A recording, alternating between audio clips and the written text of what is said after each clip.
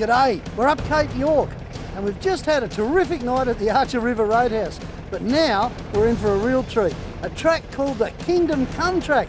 Now no one's driven this track for at least 3 or 4 years. This is going to be really exciting. We don't know what to expect, it could be unreal. Come along for the ride, hey? Have a look yourself. The Kingdom Come track heads north off the Portland Road and winds its way through some extremely wild country. It'll take us across the Pasco River about 30 kilometres in and then past Wattle Hill. And then it continues northeast and finishes up on the coast, a place called First Stony Point. Well, that's if we get this far. This is going to be one hell of an adventure.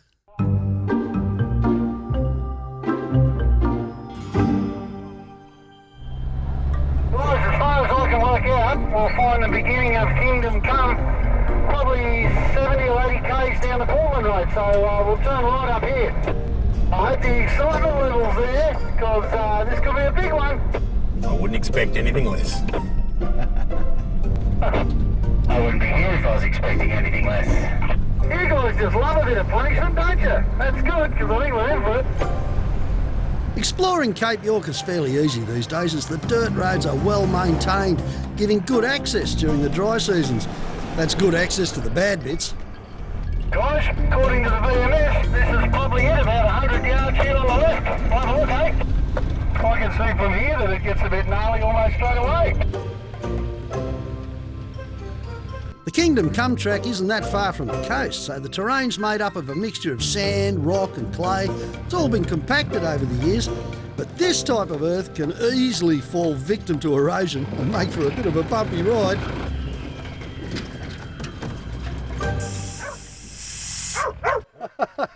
Jack always gets excited when it's time to let down the tyres, and to be honest, so do I. Now, I've been running the Cooper STs on about 38 on the highway to get up here, you know, a couple of thousand k's. But now we're onto this bit of track where, judging by some of the ruts in that very first couple of 100 yards, I'm going to need a bit more traction. So I'm dropping them to 20 psi. That's going to help for a whole lot of reasons, not just the traction angle, but also there's bound to be a few little black stumps and things like that in here, some sharp rocks, things like that. But of course at 20 psi you've got a fair chance of rolling over them rather than staking a tyre. I've got a feeling this is going to be really exciting. The wet season really takes its toll up here in the Cape, and quite often roads themselves can become the watercourse. Well, this section is a good example of that. It looks as if a whole 200 metre stretch has had water flowing right down the middle of the track and has left this deep gully right up the guts. I'm going to try and use Milo as a bit of a plough and push through, break the sides down a bit, create a bit of a passage for the other guys to follow. But as I move forward through the gully, it closes in until it's too narrow to push any further forward. I'm going to have to try and get up on the side, but that's dangerous too, because the sidewall is so soft it could collapse and the old girl will tip over. I just got clobbered with dirt. With such a wild angle on the steering getting out of this gutter, I haven't got the front locker on. No point breaking CVs this early in the trip. Whoa! That felt great. Wow, good one to avoid, guys. Yeah, you're a bit wider than Milo. I would be suggesting for your right-hand side, all the way around the graph. Right, I'm coming right then. I'll watch you. Having seen what I've done, the boys are going to take the other side of the gully. Wise move. At this stage in our journey, it's pretty clear to us that no one's been down this track for quite some time. And the reason for that becomes real clear when we turn the next corner. Ooh, this could be interesting. Oh, hello. I think we've got a challenge up here, guys. Oh, wow. Very wow. Better come up and have a look at this, fellas. So I'm gathering there used to be some sort of structure here, and that was the flow under. That's what's left of it. It wasn't big enough for the wet season, obviously. Wow. Oh, see? Who was it who said we were doing real good back there? We'll just call in a crane, bobcat, sort this out, eh? Glenn and I quickly weighed up our options here, and I figured we could get around on the left-hand side of these pipes, but gee, there's not enough room to squeeze past. I reckon we might just have to do something else. Okay, we've had a bit of a change of plan. Instead of going around the outside of the pipe and up that bank, which would have been a A bit iffy in Milo, but almost impossible with the trailers. We've decided to build it up and go straight over the middle. We've come to this creek bed and it's just no way of getting through. So we're going to find a couple of dead logs, build it up, knock the top off this bank here by filling all the sand in here, because we need to take the angle off so we're not dragging chassis and discs, tail shafts across this concrete tunnels. So we've built it up with logs on this side and a whole mixture of grass and sand and birds' nests and all the rest on the other side. Hopefully it's going to hold up. I'm a bit concerned about that old concrete pipe. Might just crack under the weight of Milo, but if it does, it's probably not such a bad thing. We just have to fill that in too. But there's only one way to find out if it's going to work, isn't there? Let's give it a go. I'm a little worried about this. That pipe's already started to collapse in a couple of places, but it's got steel inside it. Let's just hope, eh? Let's see how we go. That's the logs. I reckon if I can get Milo across this, the other guys will be right. I mean, there's enough weight up the front of Milo to crack that pipe if it's going to crack.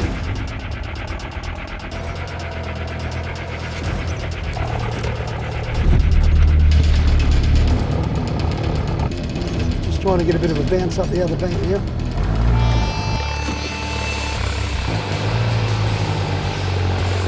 Hey, and we're across, dead easy. Oh, well done guys, an awesome job. That's a beautiful little bridge. That's a lovely feeling, you know, when you come up to something that's impossible. 2 hours later you've built it into something that's possible. More than possible. It was easy and safe. Oh, and we had a good workout in the middle of the day, I can tell you. Not the sort of place you'd normally take a trailer. Good on you, GIC.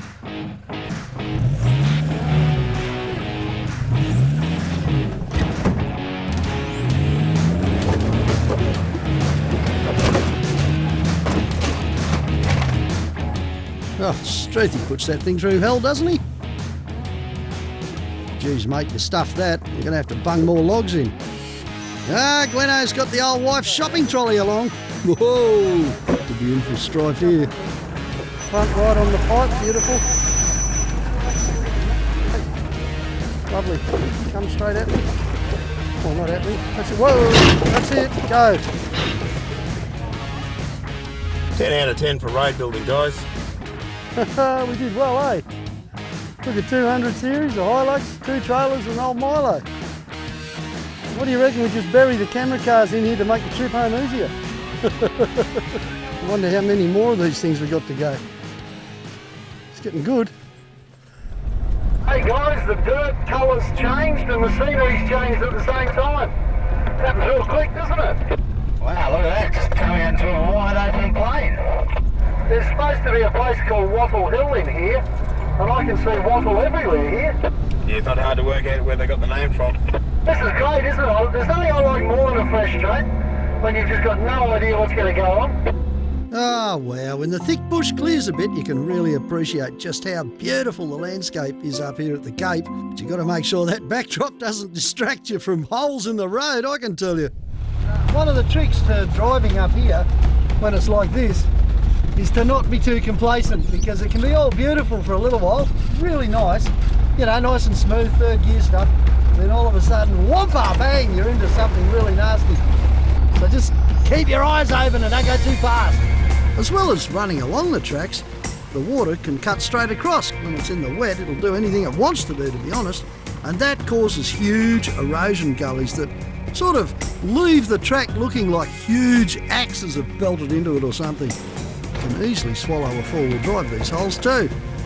This type of gully usually occurs at a low-lying dip in the track for obvious reasons, so make sure you drop your speed when you're heading into the dip, because you might be presented with something just like this. Luckily for us, there's enough room to edge around the side on this one, but sometimes they'll go for kilometres before you can find a place to cross. So it's either that or build a bridge. And as luck would have it, it's not long before we have to do exactly that. Come on lads, time for another workout. Oh hello, we've got a lovely hole here. A lovely, lovely hole. I think we better stop and have a look at this. Just as I thought we were starting to make some decent progress, we came across another erosion gully. But this time, there's no way round. Tell you what, I'll go and put the billy on. You guys sort it out. I'll be back in a minute. So what we're going to do is build up 2 small bridges, one for each set of wheels, because that way we can save a bit of time and a fair bit of energy. And of course, there's not that much loose stuff around here to build a full-on bridge anyway. Okay, just watch fingies, we're a long way from hospital. That's why we bring big blokes on trips, you know? Hang on. That's it. Let me know when we're done, guys. I was getting a bit sore here leaning on the shovel. Our small bridges are going to require a fair bit of precision driving to keep the wheels exactly where they should be. Yeah, well, looking good. A little bit of left hand down, mate. A little bit more, yeah, about there. What we don't want to do is have the vehicle drop off to one side or the other. You get a couple of wheels stuck here and you're starting to talk vehicle damage. Everything from drive shafts bending to CVs snapping. And we don't want to be doing any of that right here, I can tell you. So with a bit of help, I'm through, and now it's Steve-O's turn. Probably noticed I use Gleno to call me through a whole lot, but that's for a whole lot of reasons. Being a speedway driver, he really knows where the wheels should go. Being a 4-wheel driver, he's fully aware of it too. But I think the big reason is, he's one of the few people I know who actually knows left from right, constantly. I don't.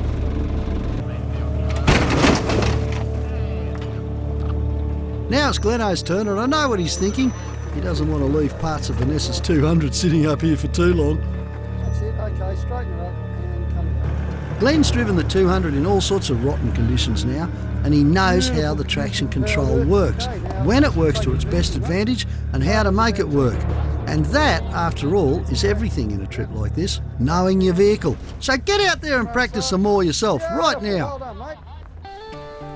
We've done it, Steve-O.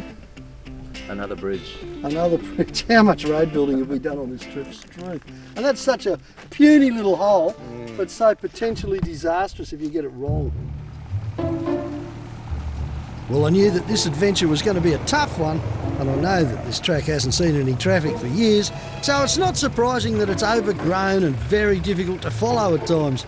So difficult, in fact, that yes, you guessed it, I'm lost. Luckily for us, the VMS is showing that we're right near the track and heading in the right direction. Well, I suppose we'd have to come this way, maybe. But it only takes a metre this way or that, and you're going to end up fighting your way through very thick bush for no reason at all. Well, that could conceivably be a track over there. Perhaps. Plus, we have to cross a river somewhere around here, and it's going to be a whole lot easier to cross at the right spot, as it should have a good entry and exit point. It's going to be about 6 foot deep, and like these trees have been here forever. I think we should have a bit of a look. It looks to me like I can hear running water down there, so it must get a bit shallower down that way. Let's go and have a look over there. So this is serious submarine stuff. John's going up to hook into his VMS and see if you can find the correct track out of here.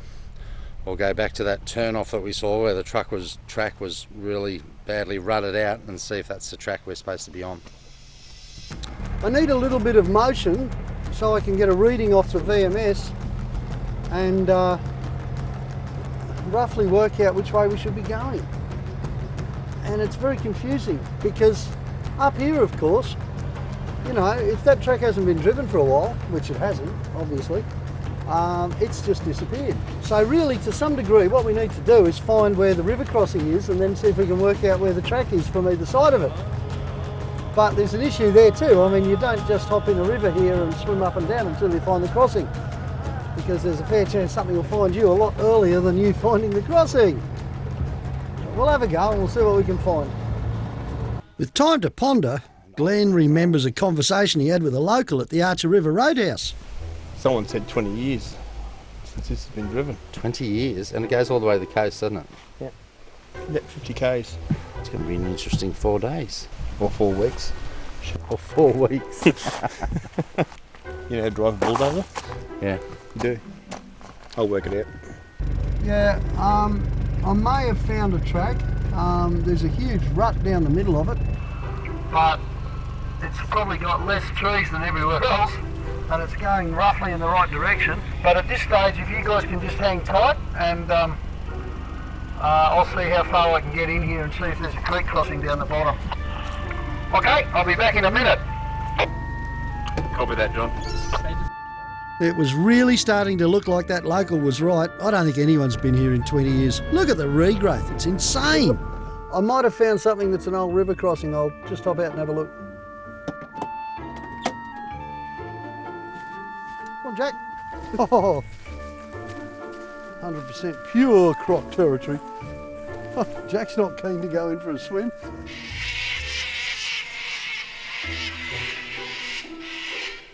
I think the birds are trying to tell us something. Mind you, this is it. This is a river crossing. Well, if nothing else, the two old poles here and the cutting indicate that this is where the track used to go. And it kind of looks like that sort of might be maybe a track on the other side. I don't think I'd have any dramas putting Milo across that, even though it's fairly deep. But before I do that, I want to get the other guys in here behind me. So if there is any dramas, they can pull me back out this way or something like that. If it's all going to be like this last 100 yards, it's going to take us a day, a kilometre at least. Could be good. With the day drawing to a close, we reckon we're better off tackling that river crossing in the morning. We've found this little clearing and it's just big enough to set up camp. We've got 4 days to do 50 kilometres and we've done 5 in the first. And we don't know where the track is. Do you think it's possible? Before long it's pitch black and Steve's cooking up a feast on the barbecue plate. This is going to be a well-deserved meal. We really worked hard today. As I enjoy the food and the ambience of the glowing campfire, I can't help but think tomorrow we're in for a big one. We're going to need all the energy we can get. This is going to be a big adventure.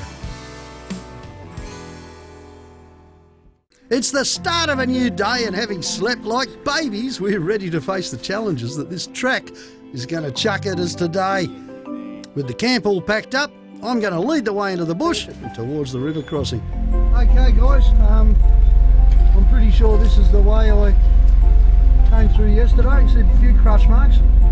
I think we might bung the water bars on for this, fellas, because it's long and I'm a little unsure on the depth. Not really something we want to go walking through as well. Let's bra up. Two bananas.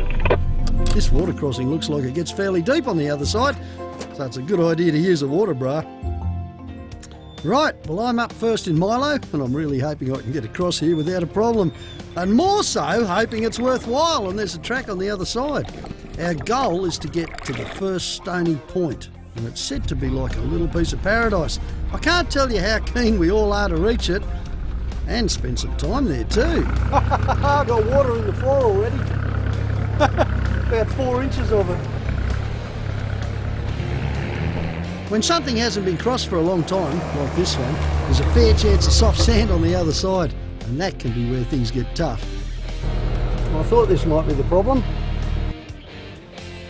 I'll give it a couple of goes and sort of bulldoze it into shape with a bit of luck.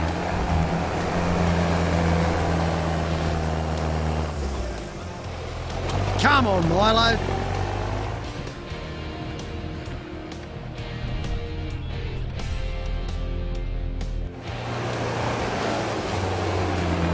Ah, there she goes. Good girl.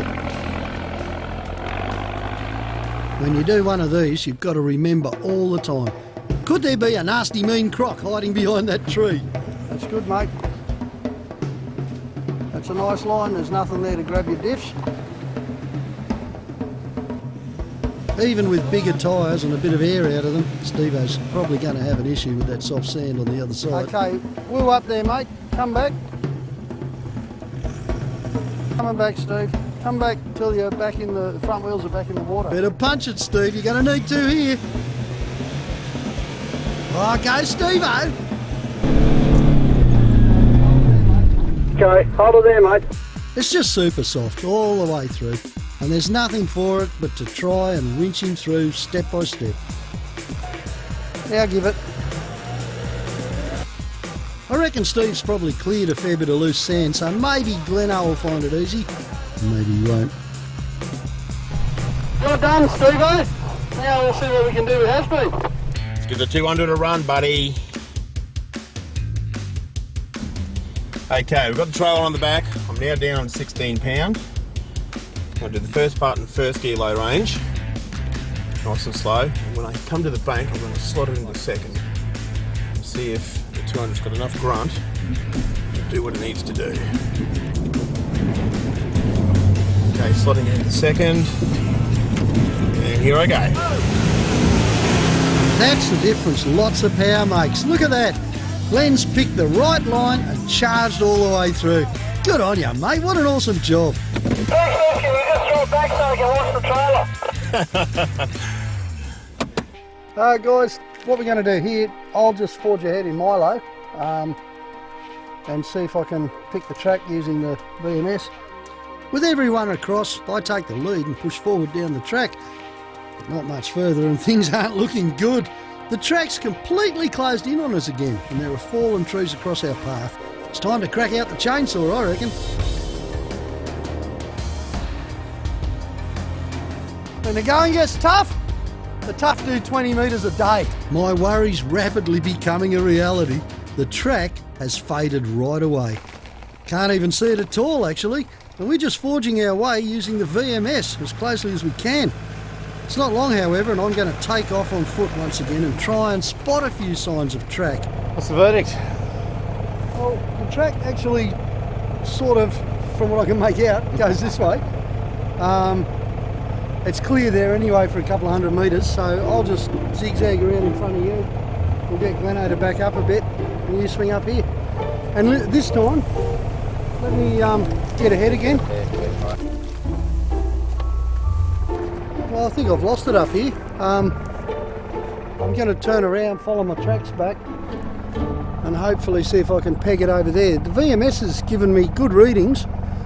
It tells me I'm actually on the track. Because when I go to turn around, I realise there's something very wrong with Milo's steering. I bent the tie rod. Now the plan here is something I've never tried before and it's only just come to me, to be honest. What I'm going to try and do is run a pulley off the high lift jack, sticking it between the two front wheels. I mean, they're fairly close together at the moment, so it won't make much difference. And then try and run that cable back up to a hook on the arm. And that way I can bend the arm back into shape without undoing anything, just using the winch. And now we've got the snatch block on the high lift jack. It's a question of whether the high lift jack bends first, or the rod bends first, or the winch cable breaks. So there's about a 1 in 3 chance that it might work. Look at that.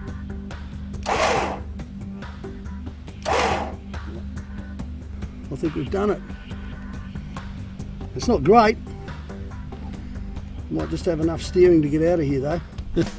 Oh boy, Push the line, mate. I tell you what, sometimes these wild ideas can work, and this is one of them. That one's about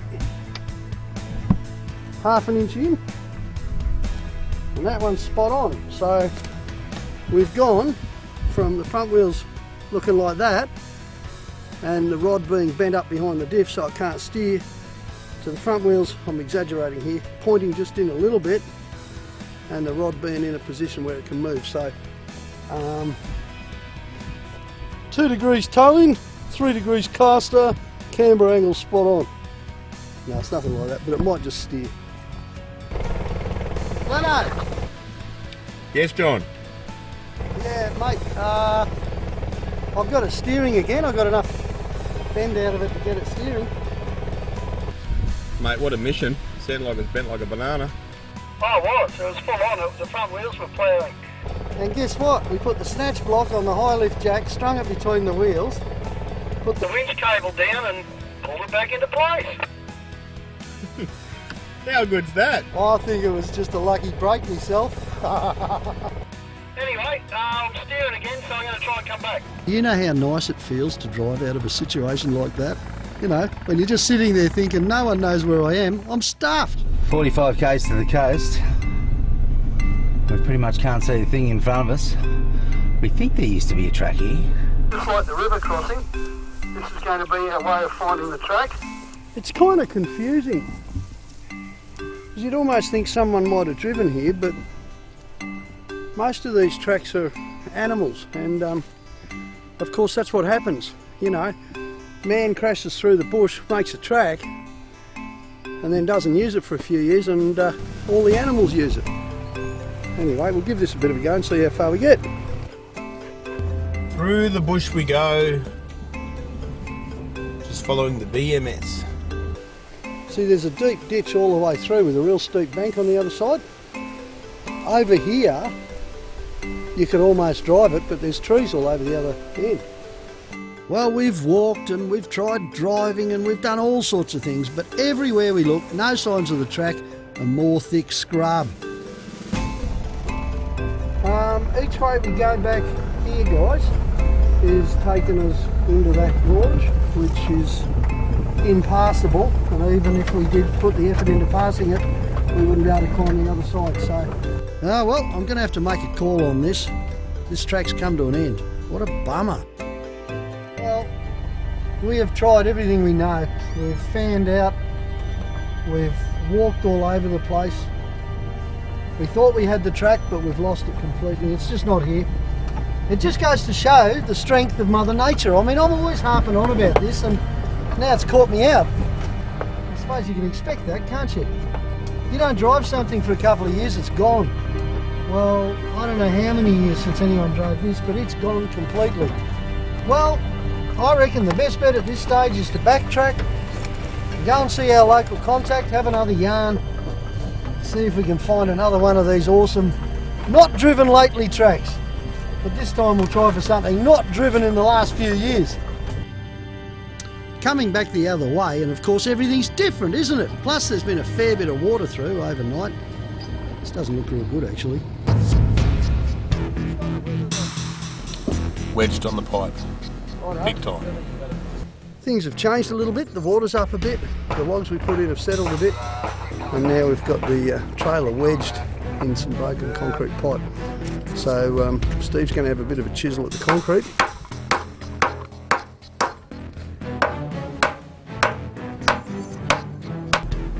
I just hate doing damage to vehicles and trailers. Probably notice I'm using a snatch block an awful lot to double back, and that's because two reasons. One, there's an awful lot of weight in the 200 and the trailer together, and two, it slows things down, gives us a much more controlled pull.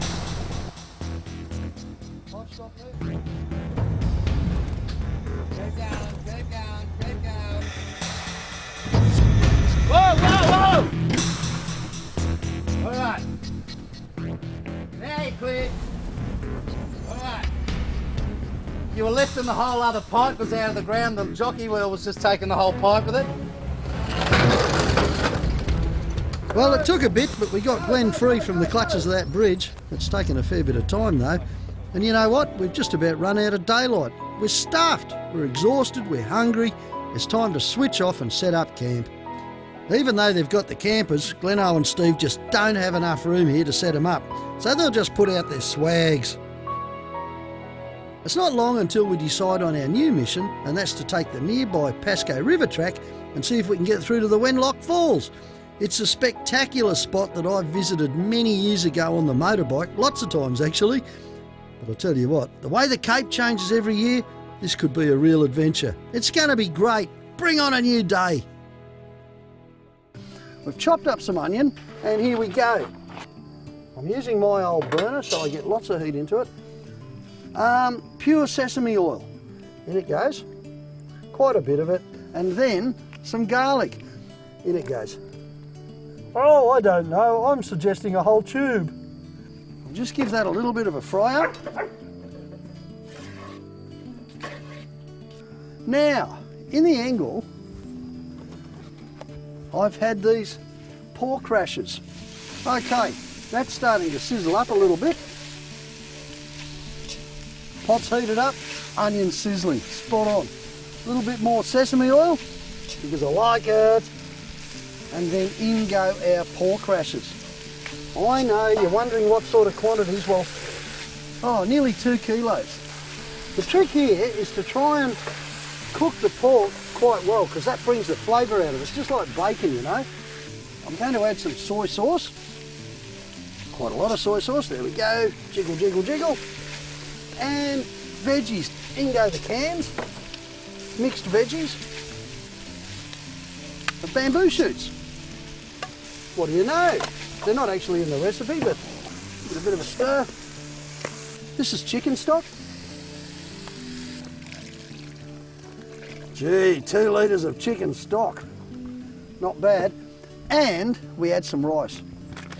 It's one of the things I love about this meal. So I'm guessing 3 cups of rice.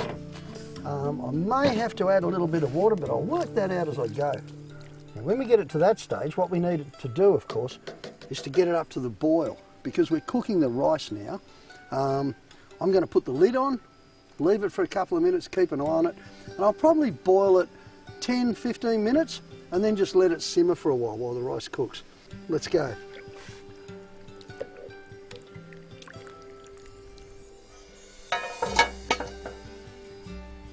Right, well, here we are, 15 minutes later.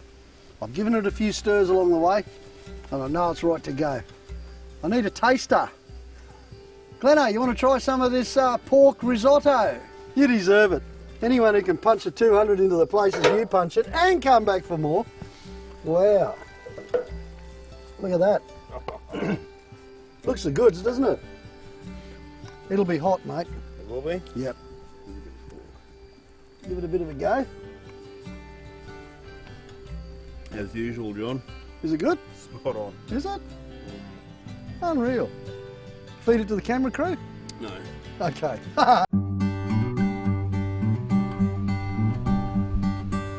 It's day 3 of our adventure and we're back on the move. There's a mixture of feelings as we drive along in silence this morning. On the one hand, I think we're all disappointed we couldn't get to that paradise at First Stony Point, but on the other hand, we're excited because we've got a new mission, try and reach the Wenlock Falls. I remember it as being pretty spectacular. To reach the Wenlock Falls, we're going to take on the Pasco River track that heads west off Portland Road and crosses both the Pasco River and the Wenlock before we can even get to the falls. Up until the Pasco River, the journey's fairly straightforward, with a dirt road and easy section of track that leads straight there. It's not until you cross the Pasco that things are supposed to get a little bit more challenging. This looks quite interesting, guys. The Pasco's flowing fast, but it's not too deep, and it's been crossed quite a lot in the past. It shouldn't be that hard, but there's a steep bank on the other side. You need to punch it fairly hard to get up it. Whoa! That's quite a gnarly little lift there, fellas. Crossing the Pasco. Steve gives it plenty of mumbo. You need it when you're pulling a trailer up a tight little squeeze like that. Good work, Steve-O. Oh, that's the way, Glenno. Just as Glenno gives it the berries, something goes wrong. Whew, that didn't sound good. Get up all right, Glenno? No, mate, I'm stuck. Okay, coming back. We're going to have to winch him out of here. Luckily for Glenn, there's a decent sized tree just up in front. But that's where the luck ends and things take a turn for the worst when Steve makes an unfortunate discovery. Hang on, man. Got some broken stuff down here. You got trouble, Glenno? Glenn, this is a shattered hub. I hope it's not me. That is really fresh. Oh man. Oh, that's a CV. Sorry, mate. You've cracked the inside of the left-hand CV, the little short arm.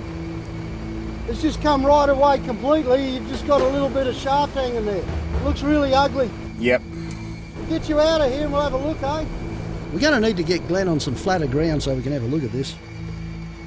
It wasn't even much of a crossing that busted this, you know. It must just be all that cumulative work from all those other trips we've made. Nobody that I know of has worked at 200 series as hard as Glenn has. Look, I don't know if it's the same as the early models, whether I can actually disconnect the front drive shaft, disconnect the ABS, that'll probably stop me from driving, and drive it on rear wheels. I don't know. I suppose this is where we find out, mate. Yeah.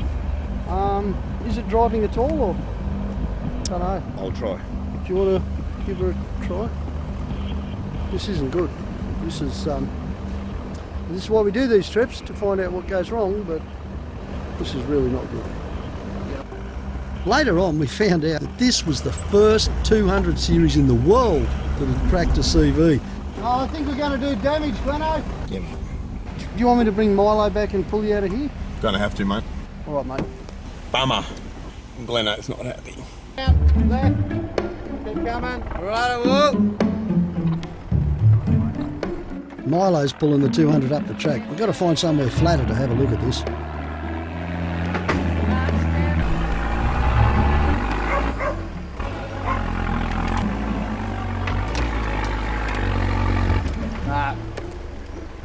Reverse up, John, slack off.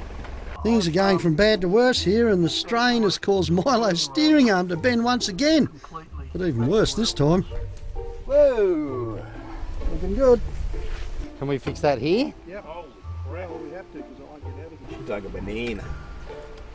How come me and Glenn drive like gentle little babies all over the place and your bloody Hilux hasn't broken? It's the Monster Lux, mate. The Monster Lux. And I drive with precision. Good reactions and good eyesight. Oh, yeah. Well, I'm going to try the same technique again for another quick fix. At least Glenn gets to see how I straightened it last time. Mate, it doesn't take a lot. Plug her in under the wheel. Here she goes. Oh, look, the other wheel's pointing the right way already. Righto, let's drive a bit. We're just going to have to skull drag Glenn out of here on his winch and see what's going on. I think we're in trouble. John's done his steering and Gleno's apparently busted off a massive part of the CV joint. So he's going to try and disconnect it all and get back to two-wheel drive and see where we go from there. Not good. One huge advantage here, we've got a sat phone, which means that Gleno can ring around, find out a little bit of advice on this. Now, that wouldn't be so bad if somebody else had broken one. The inner part of the CV is still in the gearbox. It's just completely snapped off, so just pop that CV out of the hub. I don't know of anyone else in Australia that would have busted a front CV in a 200 yet. Okay, this is the left-hand CV shaft out of the 200. This is what's left of the inner. The inner's still in the gearbox, which is good, which means the gearbox oil will come out. So it'll be secured in there by like an O-ring. So pretty much that end there should look like that. All this steel casing around here, that's just burst to pieces, and it's nice and thick too, so there's a lot of pressure to break that. So now what I'm hoping for is I can lock the centre diff lock and drive it in three-wheel drive. Glenn's got to try and work out the electrics here. It might have some little button in there that says no bits, no go.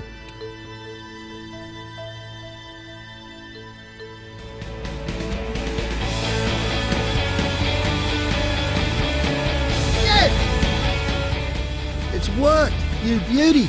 On ya, Glenn. Oh guys, I'm out of here. I'm sorry to say it. You got no option, have you, mate? No option, mate. I can't go where you guys go. Thanks for your help. Brave effort. Thanks, mate. Steve-O? Yeah, too right, Glenno. I'd be the same without you, actually. No, I couldn't be. No, I'll be doing all the dishes. Oh, yeah. That's true. Oh, bugger. Oh, mate, have a good trip, eh? I will. I'll be thinking of you while I'm sitting back in the bar somewhere. Yeah, I know, yeah, well, we're, for me, Glenn. Oh, three. yeah. We're out here with no beer here and... Hang on, can we come? Nah, good on you, mate. Have a good trip, eh? Thanks, guys. Been a pleasure. It's kind of sad cracking up the team. It really is. And Glenn at this stage only knows he's got two-wheel drive in low range. As he was to find out pretty soon, he didn't even have high range. Some sort of little electrical switch in there or something. So, there's nothing for it but for him to punch on at about 5 kilometres an hour. Thanks for the tow, Sean. See you guys. Have fun. I'll be thinking of yous. Really wish I was with yous, actually. Anyway, see you guys. I better get moving. Meanwhile, I've managed to straighten out Milo's steering again, and we're going to try and make a mile. Me and Steve. Let's go, mate. The world's a much smaller place without Gleno along, eh? Nah, I'm gonna miss him, mate. It's, you know, I love having him along because he's got just an abundant amount of knowledge in case something does go wrong. He's such good company too, and he's just a beaut camper. Oh well, he's got to get his 200 back, I suppose. That's all there is to it. Who are we going to find to wash the dishes now? Well, I think the penny's been passed to you, mate. You might have to relinquish the fire warden duties. Bit of mud, Steve, might have to hammer it. Sometimes, when you've got a big mud puddle right in front of you, there's nothing for it but to get into it before you get stuck. Momentum's the trick in mud. Better punch it, Steve, you're going to need to here. Steve loves this sort of stuff, he really does. Give it lots of berries and you'll get through. Back off and you'll sink.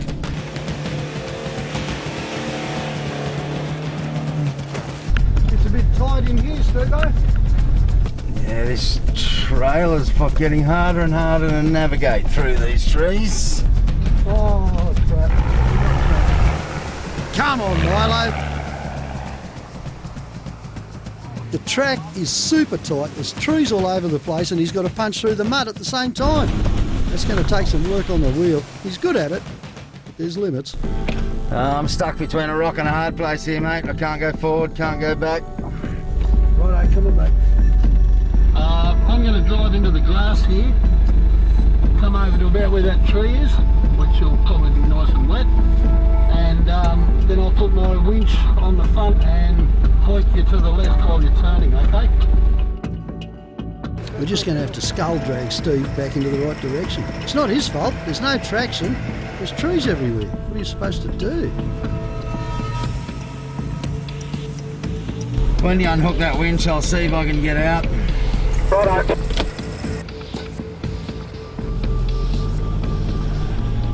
And he's through. Let's get out of here. Just look at this. How good is this? Wow, the scenery is just fantastic. The Wenlock River is the last push and the last challenge. We need to get across and then go further downstream before we can find the falls. It's a beautiful bit of river. Pity we don't have more time to enjoy it. See where the ripples are?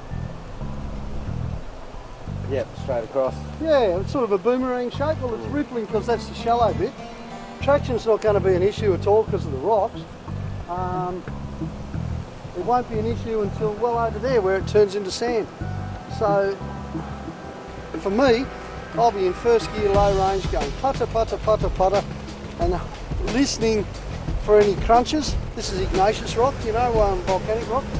So there's a good chance if you crack a rock you do damage, although with all your height that's unlikely. And once again the sand's nice and soft on the other side. Oh, I can't wait to see the falls. With all this water pouring through here, they're going to be magnificent. We've done it, now we can go. Come on, let's get out of here.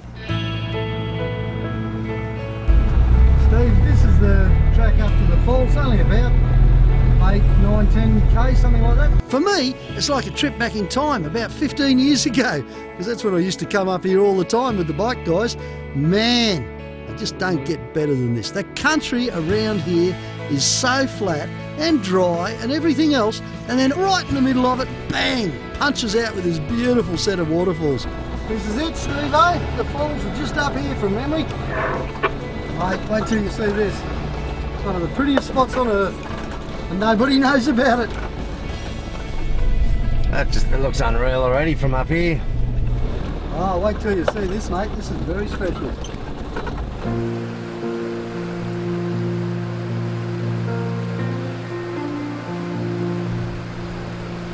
That's one of the things I just love so much about Australia. There you are, middle of flat country, battling away with the dust and the flies and the heat, and all of a sudden you pop out at a place like this. No guardrails, nobody collecting car parking money, none of that stuff at all. Just wild Mother Nature and you. This is something else. Well guys, this is what it's all about. This is why we live in Australia. And this is why we drive four-wheel drives, so we can get to hidden places like this. The Wenlock Falls is not on any major tourist map. It's not hard to get to, but you do need a four-wheel drive. And what a magnificent place it is. This trip has got to have been one of the biggest yet, and it's been a true battle of Mother Nature versus machine. We've truly tested our four-wheel drives, the strength of mateship, our resilience, I guess, and above all, our spirit of adventure. We're one mate and one four-wheel drive down. Milo's going to be limping home, but it was all worth it. You bet it was. Oh, I just love this country. Come and have a look at this sometime for yourself. This is just too good.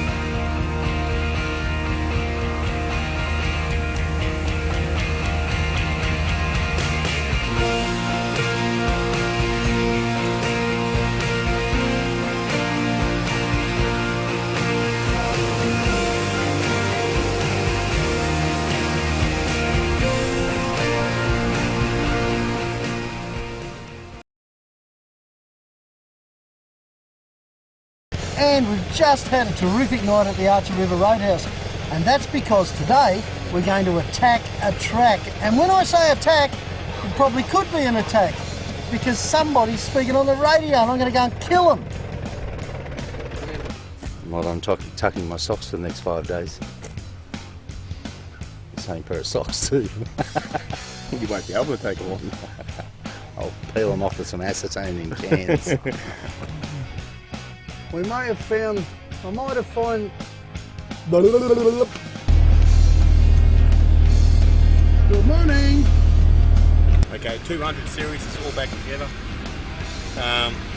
With my range, I've engaged the centre diff lock, disengaged the traction control.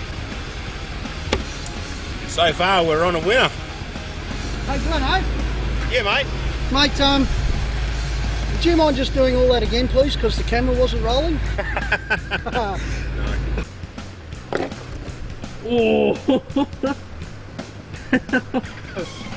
Boy, this stuff Adam bought, it really is reprocessed bird food. What's wrong with you guys? Can't you just get chocolate bars like normal people? How come everyone looks naked with your glasses on, Louis?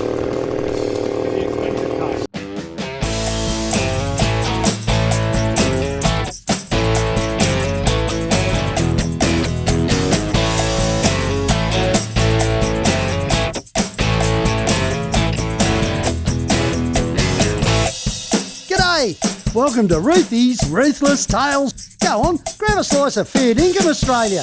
Get your dose of Roothy and put a smile on your dial.